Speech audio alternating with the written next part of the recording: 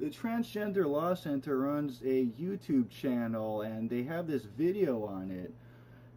And I'll play a few clips of it so you can see what they talk about. I was ejaculated on and made to stand there with my butt exposed for just him. Guards allowed other inmates in my cell while I slept. Me in the common area.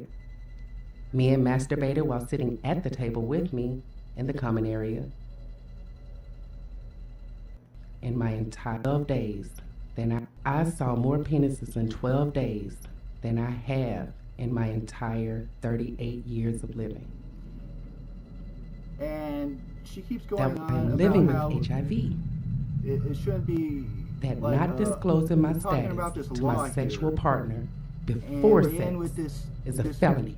This picture here. HIV is not a crime. I recently criminalizing debated it is. whether or not And this might seem like an odd position to take to decriminalize the transmission of HIV, but it's actually already occurred last year in October by this man. His name is Scott Wiener, and he's Jewish and a member of the California Senate.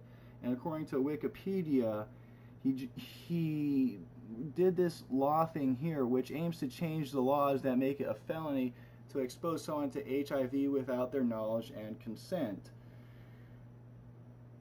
And they take good statistics on their HIV. I'd like to point out several things about this report right here. And you can see every year the number of new infections of this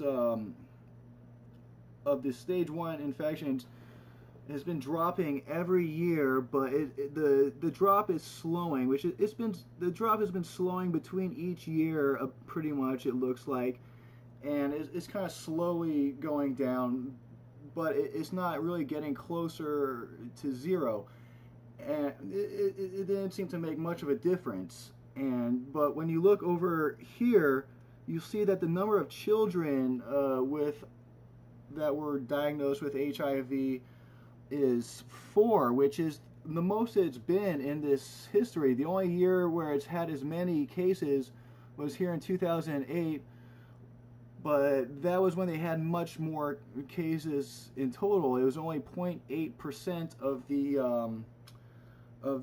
the cases were of children, and in 2017, 2% of the cases were children. And when you look down at the stage 3 infections, it goes down, it keeps going steadily going down, and then once it gets to 2017, it turns around and starts going back up. That doesn't sound like it's a very effective program. And one of the goals of these people is what they call a disparity gap. In their report, you can see that they say, it's in their headline, progress closing disparities gap, and it is essential that we focus on disparities in order to get to zero. And what they mean is that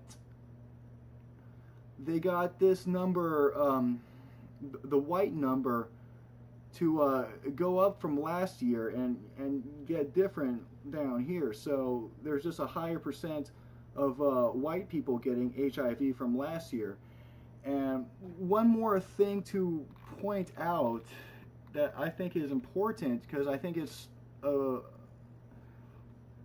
this number of persons living with HIV infection, every year it just keeps getting bigger. It's been 3,000 more since 2002, and you could say it's a good thing in that people are living longer, but these people are also going to be dependent on these drugs, because they have a fatal disease, and that's going to make it a huge political thing.